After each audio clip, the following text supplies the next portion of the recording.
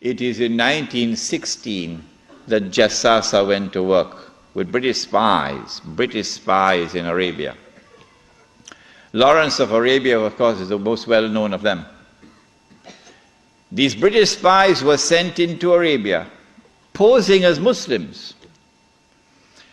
And they went to two actors in Arabia, two. One was Sharif al-Hussein, who was appointed by the Khalifa in Istanbul as the Sharif of the Hijaz, Makkah and Medina, in control. Makkah was under the control of an Arab battalion, but Medina was under the control of a Turkish battalion. And I wish I could understand why the Khalifa insisted on the Turkish battalion under the leadership of Fakhri Pasha to defend Medina. I don't know why. So when the British spies went to Hussein, they offered him the moon. They offered him the moon. We will liberate the land of the hated Ottoman Turks, and we will give you independence and freedom, and you will now become the king of the Arabs. Remember, Britain is not talking about Khilafah. No, we'll make you the king of the Arabs. And we also prepared to offer you a little, you know what, just £7 million. Huh?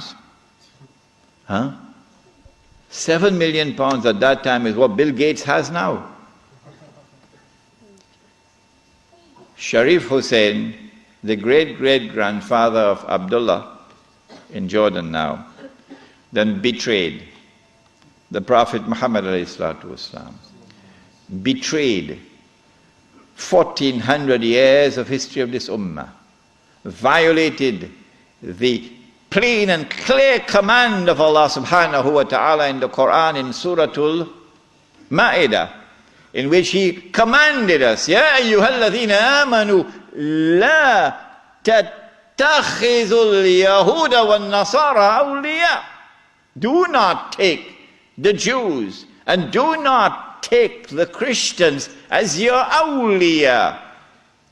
Do not establish an alliance with them in which you become dependent upon them and subservient to them. Do not do that, says Allah. بَعْدُهُمْ أَوْلِيَاءُ بَعْضٍ. They are protecting friends of each other. وَمَنْ يَتَوَلَّهُمْ مِنْكُمْ فَإِنَّهُ مِنْهُمْ. Whosoever from amongst you turn to them for that kind of an alliance, you no longer belong to this ummah, you now join them. Inna Allah la yahdi al-qawm al-zalimin. Surely Allah will never provide guidance for a people who commit such an atrocious act of wrongdoing. And this is precisely what Sharif Hussein did, and what all his descendants from that day to this day have been doing. Sharif Hussein now accepts 7 million sterling pounds and enters into a military alliance with Britain and declares himself independent of the Ottoman Khalifa. Once the Khilafah in Istanbul had lost control of Mecca and Medina, had lost control of the Haramain, had lost control of the Hajj, you pull the carpet, you pull the rug from underneath the feet of the Khalifa. His Khilafah is now losing legitimacy. Can anyone be Khalifa? Can you appoint a Khalifa here in downtown Lakemba? Can Mullah Umar have been recognized as the Khalifa? No, why not?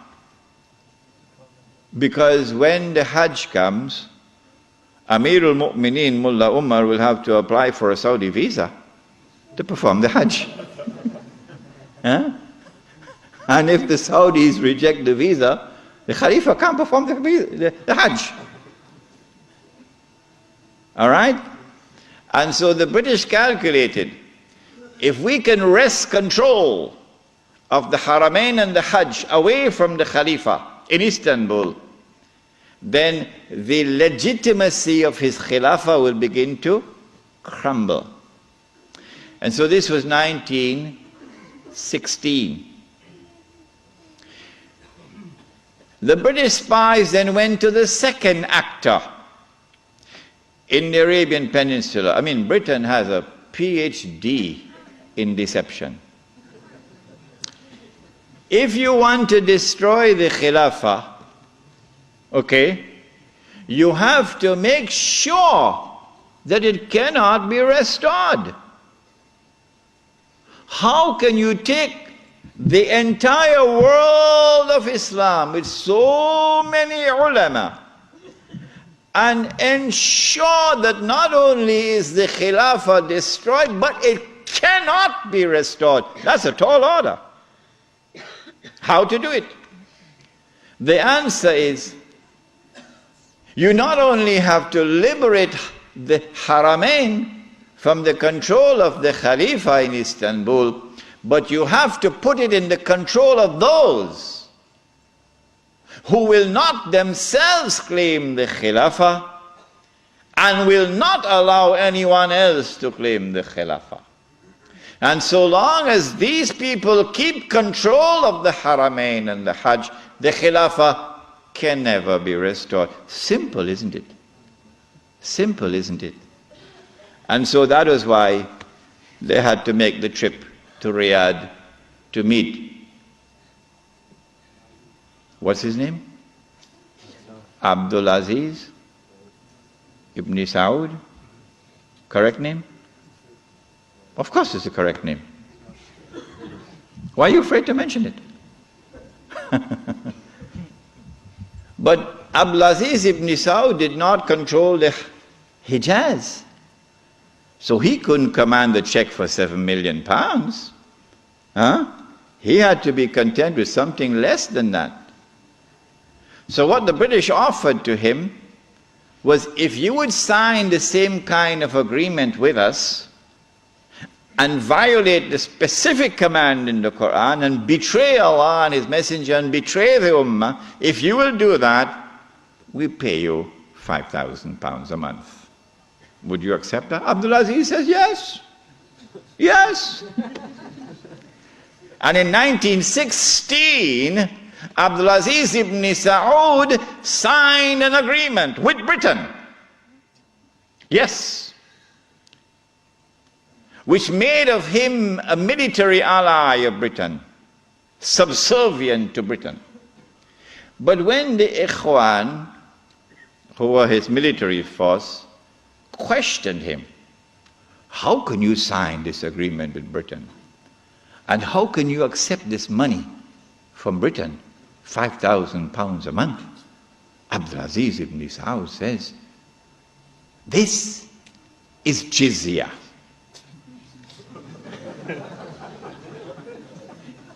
Jizya is what they pay to me because I control them.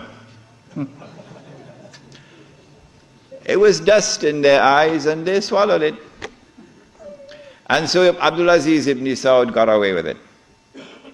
Massive betrayal, and a very dangerous plan is now in place. As soon as the Khilafah is destroyed, that Abdul Aziz ibn Saud will be given what is known as the green light, something that Saddam Hussein knows about, the green light. And then he will attack and take control of the Haramain. And when once he does that, he won't make the mistake of ever claiming the Khilafah for himself. And he will never allow anyone else to claim the Khilafah, because no one else can take the control of the Hijaz and the Haramain from them, because they are supported by Britain. And so goodbye to the Khilafah. It's gone. It can never be restored. Never, never, never be restored. So long as Britain and the United States of America underwrite the security of the Saudi state, you can never, never, never restore the Khilafah. By 1919, the Ottoman Empire was in shambles, falling apart. And a British army under General Allenby, with many Arabs and Punjabi Muslims fighting faithfully under his control, attacked the Turkish garrison which was defending Jerusalem, defeated it, and liberated the Holy Land. This was a joyous day for the Jews, because now the countdown